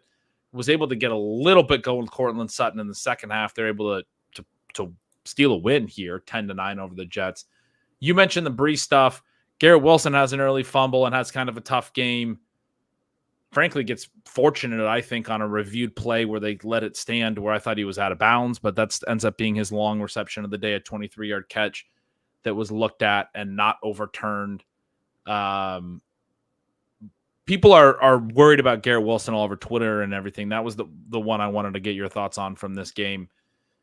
You're seeing a lot of the, now that he's started slow this year, let's look at his whole career and say that he's never actually produced stuff, which, I mean, sure, have fun with that. But like you said, Zach Wilson for his whole career, we've known that. That's not new information. Let's focus on the new information is kind of my point of view. I do think he's had some issues for sure. He's had some issues with the sideline. He's had some issues with body control so far. He has a fumble in this game, as I mentioned. He's not that clean, developed, dynamic player that I frankly thought he was. What are your thoughts about the Jets passing game as it develops in him? I felt like Rodgers started to go towards Mike Williams late in this game more. And he looked like he trusted him more. You don't want to see that. You don't want to see Rodgers deciding he's got a different number one all of a sudden because he can't, get on the same page as Wilson. Some of that could just be the Patrick Surtain matchup for sure. Yeah, one of the things here is that despite the Bo Nix experience, which Sean Payton and company continue to insist is going really well, and he's way ahead of schedule and does all of these things well, which to a certain extent, I think you have to give him some credit for not throwing a pick and not taking a sack in this game and letting the defense win it. They've now defeated the Tampa Bay Buccaneers, who other than that game have looked pretty darn good. And a Jets team that a week ago people were, putting back in the Super Bowl chase. The conditions were that bad today. I mean, Aaron Rodgers looked terrible. I just don't even think we can evaluate it because of the conditions. Now, within the context of those conditions, it was very disconcerting that the two guys that need to take this team to the Super Bowl, if it's going to happen, already seem very out of favor with the coaching staff, which on the offensive side, this may be the worst coaching staff in football, and with Aaron Rodgers. Both of those things are not great. I mean, Breece Hall played poorly enough in this game that he got benched for a stretch, and when they put him back in, he immediately committed, after a long break, a penalty and got benched again. That's a rough situation for a guy who probably is the most dynamic back in all of football. Now, you can do it a little bit when you have Braylon Allen, who's also really, really good, right? And there was a stretch today as well. This was a weird day because Tyler Algier was far better than Bijan Robinson today. He looked better, so you got it with both guys. When you were talking about Aaron Jones being an easy RB1 and in this role and how it's going to basically be easy for him to, and I was just thinking about this is what I wanted Bijan to be. This is what I wanted Breece Hall to be. Is this consistent rushing yardage, consistent receiving role where he gets 4 for 45 or whatever receiving that he had today, some potential for a touchdown. Jones didn't get it today, but it means that on the low end, you get 8 PPR points receiving, 7 or 8 rushing. You get 15 points as your floor. And then when you score some touchdowns or you hit some yardage efficiency, you're up in the 30-point range. That is what Aaron Jones looks like. That is not what either of our superstar youngsters look like right now. Well, Bijan Robinson had a beautiful play on more or less a screen pass where, and maybe that's not the right description of it, but just wide receiver ball, screen. Yeah. Carves through the defense in a way where he just looked video game-ish. And then you see the flag, which if you add that play into his game, then suddenly it's actually pretty encouraging and you're fine and everything. But the problem is fast forwarding through the game. So I'll tell you that during the replay, I put this in for stealing signals. The color commentator said, I've seen that not called many times, but they called it this time on the hold as they were dissecting it. It was behind the play. I tweeted about it. I was very frustrated, obviously, that Bijan lost a 20-yard touchdown. Yeah, that game was frustrating from that perspective. Obviously, the Falcons, again, looked absolutely terrible on offense. They are bailed out by their defense and special teams, which had about the greatest game you can have in a one-game setting to carry your team to victory. It's not really that Bijan didn't look great, which was the case for Breece Hall, who had hopefully far and away the worst game he'll ever have as an NFL player. But Tyler Algier, 8 carries for 60 yards. That doesn't even really do justice to it. I mean, he looked like good. Superman. He was shedding multiple tacklers. He was able to cut while carrying guys. I mean, this is a player who had 1,000 yards as a rookie and had great peripherals that season, was then destroyed by what Arthur Smith does. But man, I mean, today you saw where, again, I mean, the reason that Algier and Braylon Allen were so interesting as 0 RB candidates is because they're two of the best running backs in football. And it was kind of the point that was alongside of my belief that Kyron Williams was the most underrated runner, because when we're looking at this situation, there was so much reason to believe that the backups for Breece Hall and Bijan Robinson were probably more of a problem. Now, that's easy to say in retrospect, where we watch. No, it's not in retrospect. You said this in advance. Like, people can go back and listen. You wrote it, you said it, and I was just going to give you a lot of flowers on this, because this is something that has always been a huge strength of yours. I've talked about it on the show before. There's nobody that I know as an analyst that does a better job of identifying things like what the skill level of the backup running back is in terms of how that's going to impact what actually happens in the different dynamic outcomes that can occur in a season for the starter. It's something you talked about a ton. It is not in retrospect. I'm not going to let you downplay it. You said this a ton. And what I saw today when I watched Tyler Algier was the point that you were making all offseason, which I didn't believe as much. And I talked about on some of my own, personal streams or in some of the newsletter stuff, that I thought Bijan didn't have as much of a threat to him as Breece did, because I thought Braylon Allen was a bigger threat than Tyler Algier. People kept saying Tyler Algier was because he got a bunch of touches last year, but his peripherals were bad last year. You were very strongly in the camp that Algier is still a very good running back, even though his peripherals were bad last year, that you were looking back to 2 years ago. And I thought you were being a little bit apologetic for his 2023. And I watched this game today and I was like, Shawn was absolutely right on Tyler Algier again. And you said the same stuff, not the same stuff, but the same logic that you just tied together. You're not tying loose strings. You said this stuff very clearly about how Blake Corum was not that kind of a threat to Kyron. So this is not in retrospect, and it's easy to say in retrospect because you said it before, and I mean, you nailed it again. Well, you've done this before. This is not the first time.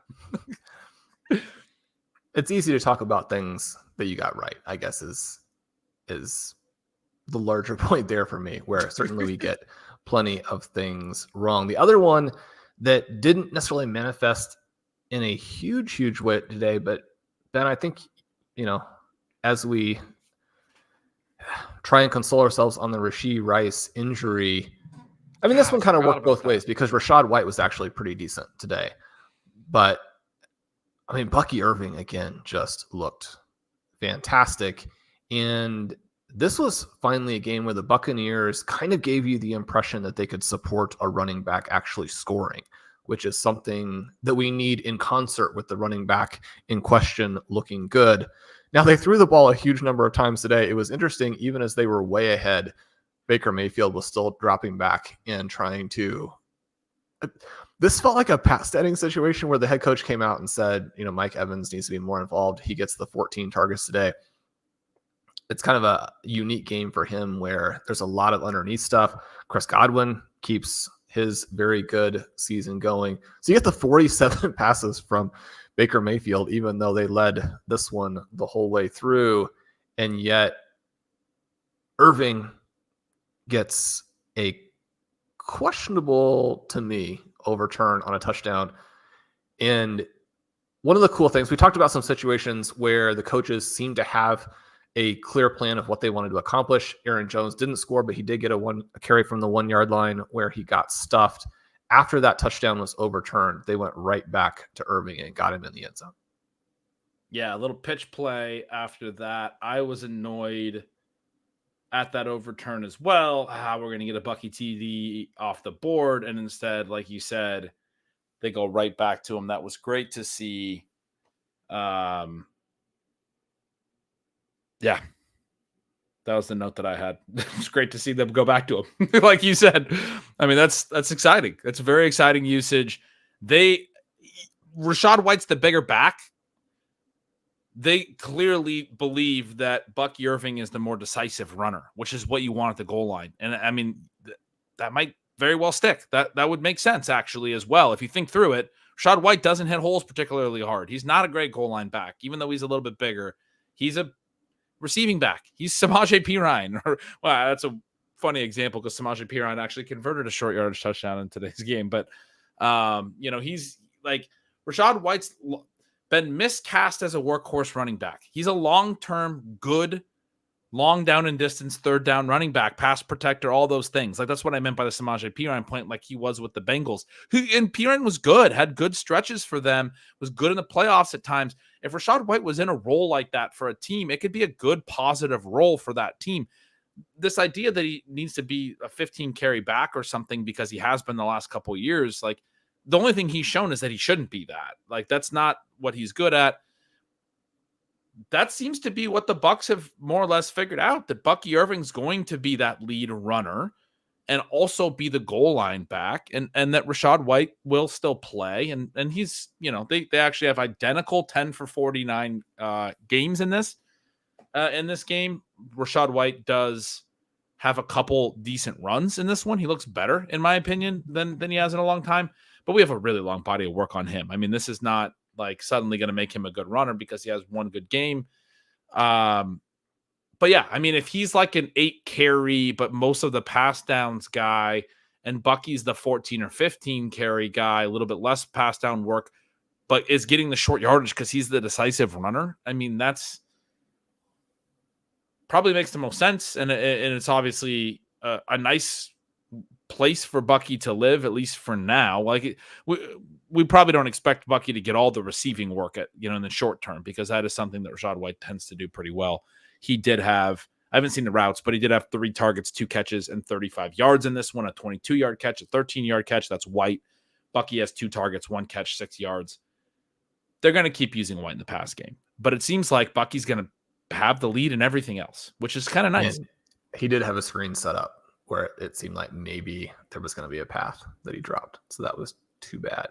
On the other side, Jalen Hurts, struggling badly, takes 6 sacks today. They have nobody to go to with their 2 stars out. That's not necessarily that different than a lot of other teams, but with Jalen Hurts and the weapon that he is, with Saquon Barkley and the weapon that he is, with sort of a remodeled offense that you're hoping the scheme can free some guys up a little bit more.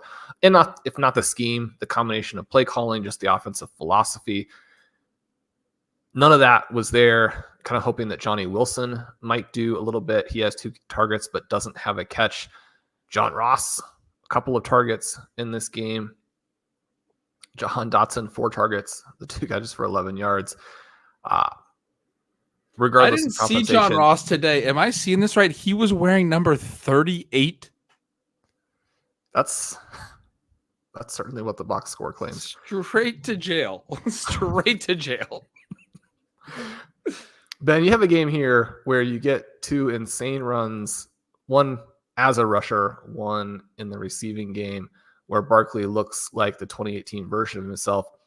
Other than that, he struggles a bit, which again, I mean, you're basically looking for the big plays, but they happened after the Eagles were blown out of this game. And so you think about what they could have done differently. I mean, they tried to incorporate him a little bit more. They didn't pick up first downs. They didn't have the ball. They were blown out.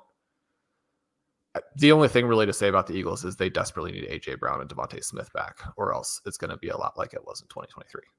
Yeah.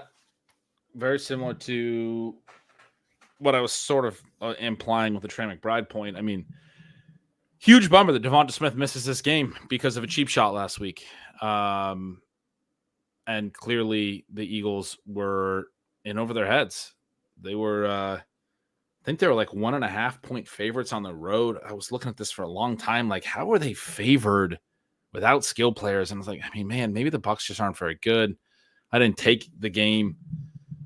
So that was like, that was everybody is looking at that Denver game and thinking Denver's so bad. Yeah. Yeah. But Denver's not. In part because their defense is very good. Right. So.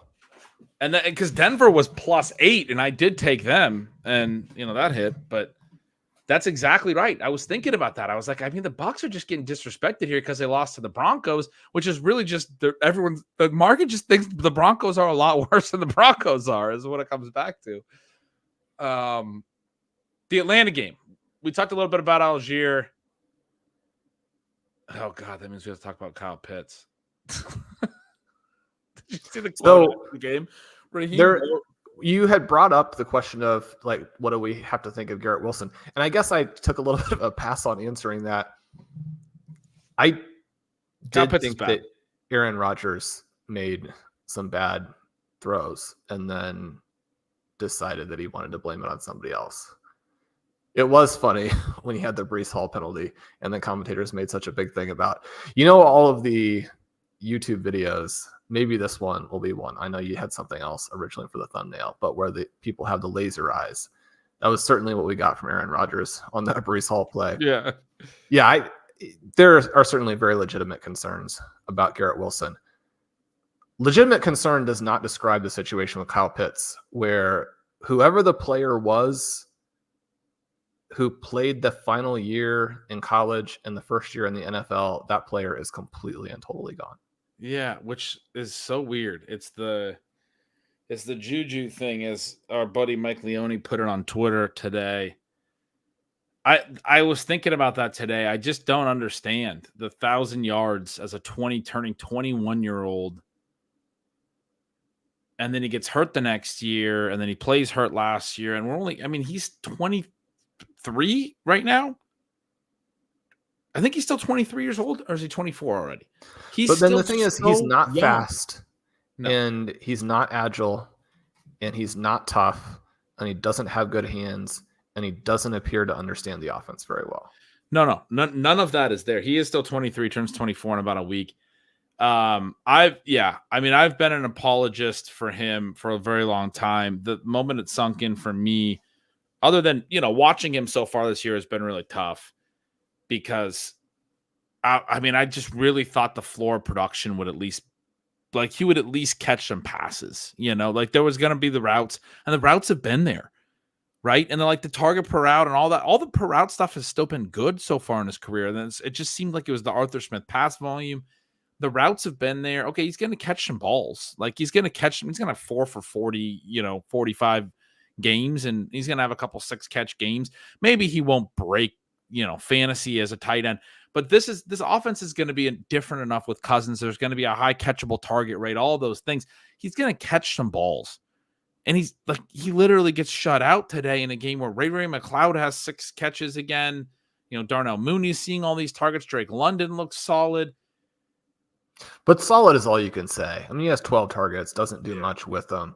He did make one really good catch where you get a little bit of that sense of, you get the box out, you have the strong hands at the catch point. He is contacted as he's making the catch, all of those types of things. But I think that some of the issues that we have with Kyle Pitts extend a little bit to Drake London, where he was the guy that I thought you had to draft some because there was the potential he was going to be a star and that this offense was going to be extremely favorable for the receiving weapons. But there was also much more than with Garrett Wilson. there was a concern that he hadn't really done anything and was being drafted purely on hope. And at the price, you didn't have a lot of room for upside, but you certainly had a ton of room for downside. I think that you can put some of that on him, some of it on Kirk Cousins, who looks very limited. I mean, this would actually be a good spot, I think, for them to go to Michael Penix. You could go to him now, you could let him play a bit, and then you could bring Kirk Cousins back when he's healthy enough to actually play. That was something I talked about in Signals when people were freaking out about it week 1. I was like, if he can't move, like they will need to go to Penix. And I agree. I think they probably could. I want to address this real quick. Somebody in the chat said people forget he was outproduced by Kadarius Toney at Florida. This is like a bit or a running meme. I believe Sam Sherman was the start of it. It's not even true. I've told him that as well. Tony had more yards than him in a year where Pitts played 3 fewer games, but Pitts actually had more touchdowns and he had more yards per game. There's like no evidence that Kadarius Toney actually outproduced him in Florida. This is just a thing that people say, and I just want to be clear that that's not even actually true. But I was gonna say the thing that was like the moment for me was the Raheem Mostert press conference. Shawn, you probably have not had a chance to see this because you're not on social media like I am. His comment when asked about it, he was frustrated. He's been asked about it every week now. Why didn't you get him going more or whatever? You know, they wanted to get him going more. He goes, no catches today. What are your thoughts on that? His comment was, stats are for losers, which is like exactly the thing that Arthur Smith used to say. And if another coach is now saying the same thing when asked about Kyle Pitts, look, stats are for losers. I don't know what to tell you. Like, I mean, he's already at the point after 4 games of coaching this guy that he can't even just like get him some easy catches so they'll stop asking him questions. Now he has to get mad at the media for asking him the questions because he can't even get him right. Like, because the one thing be like, oh, we'll get him going and then scheme some stuff up for him. Even if he's not that good, get him that 4-catch game that I was talking about, but they can't even do that. Like it really, well, you think about where the Eagles are in not having any receivers. And as a result, Dallas Goedert has this massive target share. You're not getting anything like that with Pitts because he just simply can't do anything. And when you watch the games, it's very clear that Darnell Mooney and Ray McCloud get targets. They combined for 13 today because they have the speed to move on the football field and cut and create a little bit of separation, as opposed to this idea of we'll use the big guys and they'll box out a bit. You just were expecting more dynamism from the big-bodied receivers in this offense, and you're not getting it. And I would say that I think Arthur Smith approached the whole thing incorrectly, but I do think they're indicated a little bit. You're going to well. I don't know if I would go that far, but you consider how bad the quarterbacks were that he had to deal with, and then how overrated the players that he had, and it does make a lot more sense. It does. It's kind of annoying. I'm not going to like go defend Arthur Smith or anything, but also you acknowledge that Pitts was hurt. So part of the thing is like Smith is just so cagey about everything that he doesn't need to be cagey about. Like the game last year where he started Bijan and played him like a snap and then like sat him the whole rest of the game because of a migraine. It's like, why did you even put him on the field? Like, why did he play 1 snap or whatever it was? He just does weird stuff like that and then says he's kind of protecting the players and this and that. But anyway, it has made me consider a little bit more about the way that he ran the offense. If you're like, well, I mean, if these guys suck, like the whole thing was like, how are you not utilizing your top 10 picks better? But if the Falcons have just drafted multiple busts in the top 10, then that's the issue, right? Like that's an issue for any coordinator or any coach. The Saints side of this game, Shawn, we get 2 Taysom Hill touchdowns early. He gets hurt and leaves. A little bit more passing from them in this game. They've been very low volume passing. We got Rashid Shaheed. One of the big notes for me in today's game. Shaheed in the first 2 games had at least a 50-plus yard TD in both games, and everybody was all excited about him and not really recognizing that he only had 40 receiving yards combined that weren't on those 2 individual plays. I'm not saying we can just remove the biggest play, but in some cases it is helpful to think through the distribution. There was not a lot of other production, 20 yards per game outside of the long touchdowns. And then he had nothing in week 3, no catches. This game, he has 11 targets, 8 catches, 83 yards. The long's only 25 yards. It looks like a normal wide receiver's game. That's what, if you were really into Rashid Shaheed, you wanted to see from his game, that he could develop an intermediate target earning profile. Olave, 10 targets, 8 catches, 87 yards. Very similar line. They were the two clear options in the pass game. Kamara catches 7 of 9 targets as well. He continues to rack up a ton of high-value touches. He scores the 3rd touchdown for the team as well. And they gave fantasy managers so many chances to avoid that Alvin Kamara touchdown, too. Mm-hmm. Because, well, the whole thing is set up when Olave gets tackled at like the 1.5. And you're like, dude, create some yards after the catch or yards after contact. It's like the 5th time he's been tackled inside the 5. If he ever added any yardage other than the ones touchdowns, I mean, Chris Olave catches the ball, and that is where the play stops. At a level that you never see from players who are that good, because Chris Olave is elite. Yeah, but it's weird, and it goes. He looked mad about it too. He's like looking around. He's like, "Oh, I didn't get in again." I'm like, "Dude, yeah, then try to get in." The run after the catch is 0 there. Yeah, and then Ben has to live with us having Derek Carr in our dynasty team. And the next 2 plays are ridiculous Derek Carr attempts at a rushing touchdown. That the jump on he tried to jump over the pile. I've never seen anyone get further away from actually jumping over the pile while trying to jump over the pile. And then, not put off by that, they let him try and sneak it. And then finally, they're like, okay, well, we'll just give it to Alvin Kamara for the easy touchdown. So close. 4th down. Yeah. So close to avoiding the Kamara touchdown. I mean, this was a game where you really felt like the Saints coaches were playing against Kamara in their leagues, because you do get those touchdowns vultured by Taysom Hill. Man, I mean, the situation with Kamara is you can't stop him from a fantasy perspective this year, even if the coaching staff is doing everything they possibly can.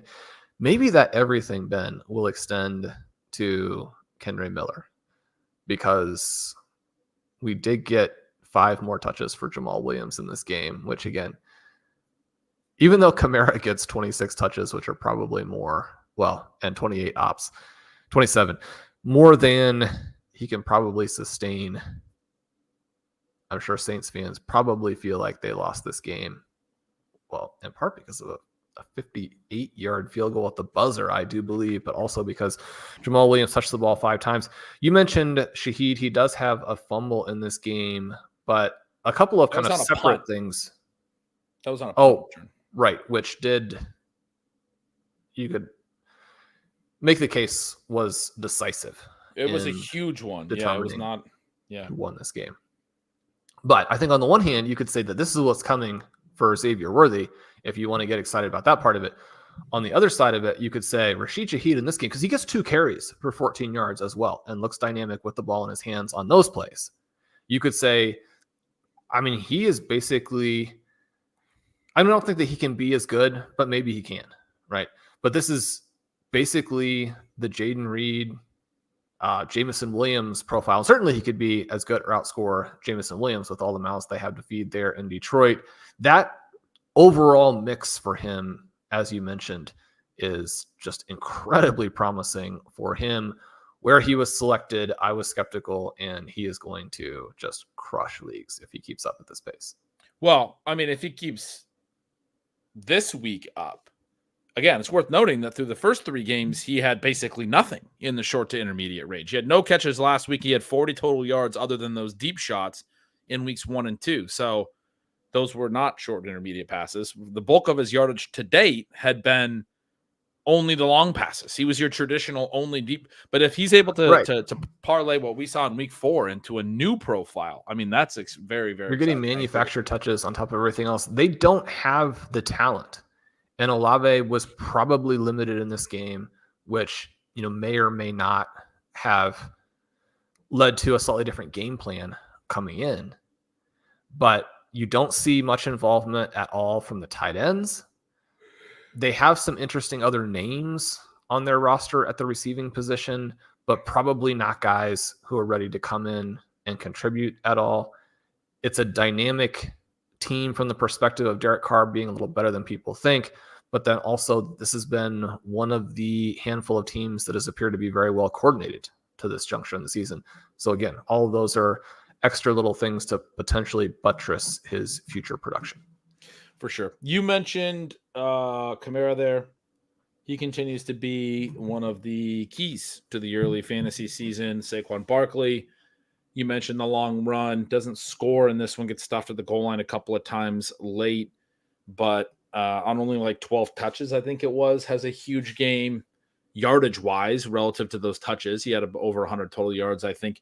Derrick Henry runs for 199 in a TD, 3 catches, 10 yards, and a touchdown receiving. All of the types of running backs that we don't draft, Shawn, are doing very well to start this year. So if anybody out there drafted a bunch of those dudes, congratulations. I do want to give a shout out to, I mean, those things are obviously hitting. I'm not going to sit and deny that. Henry looked fantastic on Sunday Night Football. Yeah.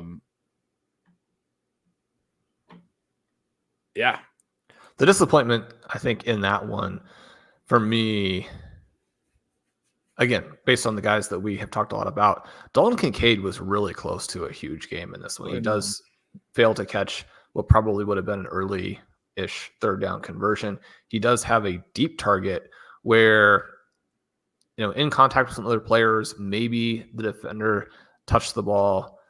He came down hard in the aftermath, but the ball did kind of glance off of his hands. There were some, I think you have to say, encouraging elements there where he led the team in targets, but also was used more creatively in this one. And 34 rushing attempts, 18 for the Ravens. They have gone completely back to the previous offense. Mark Andrews, well, a variety of it, or a shade of it, and a very dynamic version of it. Mark Andrews just the one target, and it was a drop. But Zay Flowers doesn't do anything either. Just the 2 targets, 1 catch for 10 yards. The 2 backs there, you had mentioned to me this morning when we were setting our lineups that it was a favorable situation for Justice Hill. Ben, I don't have a ton of Justice Hill, although we have him together some. But he has been one of those guys that I've liked since he broke into the league. Yeah, did he outproduce maybe his season? I've heard you say that he outproduced Chris Carson at Oklahoma State so many times that it's kind of hard to believe that's the player, but I know that's it because you've said it so many times. But Chris Carson hasn't even been in the league for like 5 years, and Justice Hill is still out here thriving. Yeah, he looked good. The Ravens looked good. Just a reminder that every Sunday is a little bit different. The Bills had done to them what they did to the Jaguars just a week ago. Been a lot of fun things. I think week 4 went extremely well from a big picture perspective. Hopefully that can be our main takeaway and not the... Nope. So the main takeaway is the catastrophic season-ending. There's one catastrophic. Yeah. Rashee Rice. That's the unfortunate thing about fantasy football, though. I mean, and I know it's a big Debbie Downer way to end the show, but yeah, week 4 was a pretty good week overall, except for the fact that there's this one player that was really integral to a lot of builds and was a clear hit and way above value and going to help a lot of these teams achieve the potential to win these different leagues. And that player just isn't on those teams anymore.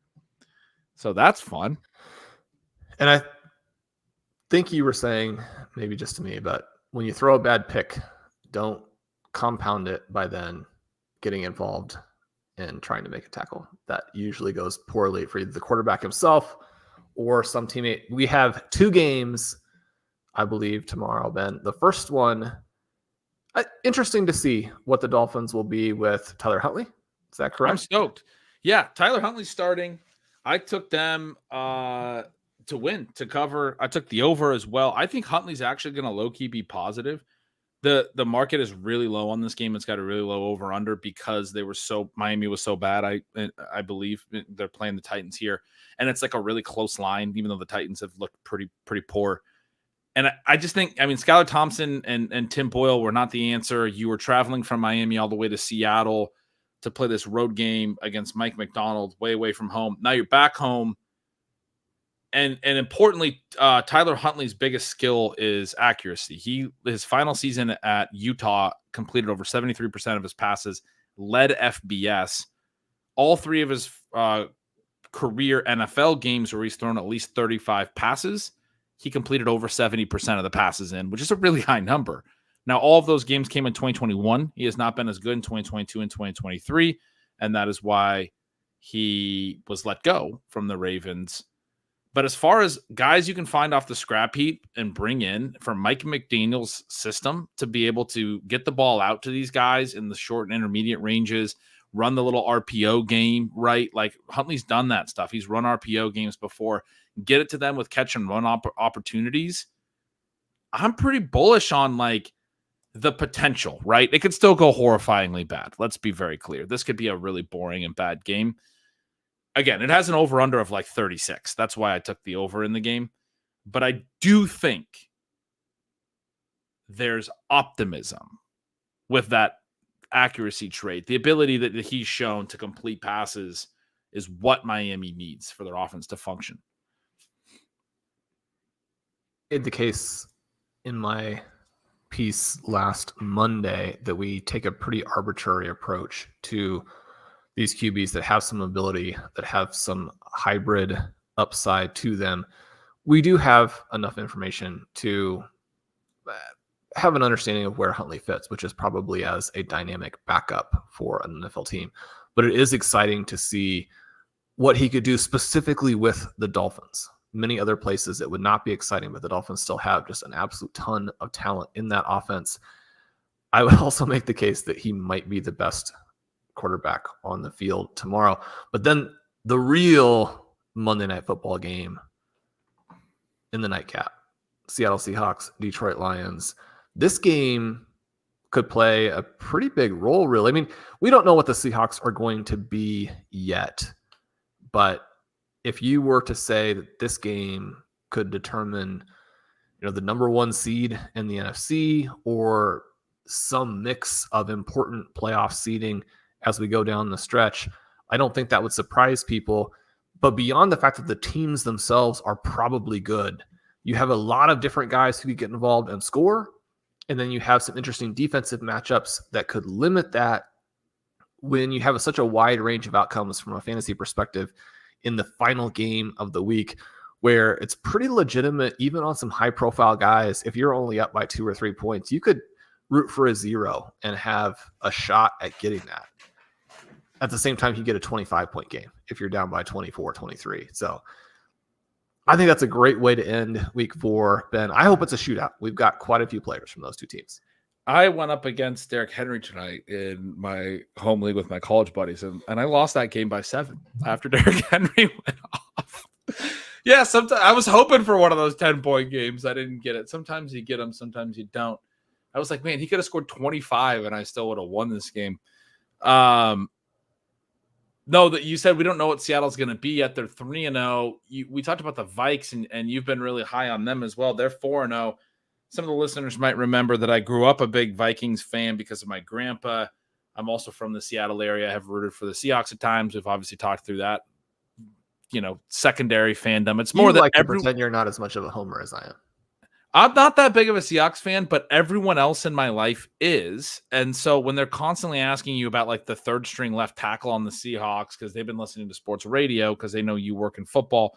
And it's like, my father-in-law wants to talk about the Seahawks. He doesn't want to talk about fantasy football, right? So I spend a lot of time rooting for the Seahawks, mostly for the people around me. I want those people to be happy. Shawn, these teams are 4-0 and 3-0. They've not lost. The Seahawks and the Vikings are the two kind of surprise upstarts. I think you can make a legitimate case that could be the NFC Championship at some point. The Vikings are a legitimate team, and I think Mike McDonald's defense might just be a legitimate defense. And then you have Geno, and you have DK, and you have JSN. Kenneth Walker on the offensive side. I mean, why can't that also be a legitimate contender? This is going to be a big test for them at Detroit. I'm excited for sure. This is going to be a fun game. Yeah, so anytime we can get the end of the week with a game like Lions, Seahawks, it feels like a good week. Ben, this has been, I think, a very fun edition of Stealing Bananas. It has been for me. I appreciate getting a chance to do the show with you on Sunday night, even on a night where, as we mentioned, some things didn't go perfectly. I'm feeling better having chatted with you for a couple hours here. I am. Good. So that'll be it. That'll be Stealing Bananas. I'm Shawn Siegele. With me, as always, is Ben Gretch. You know where you can follow us if you're watching this live. We love you guys. We'll talk to you soon.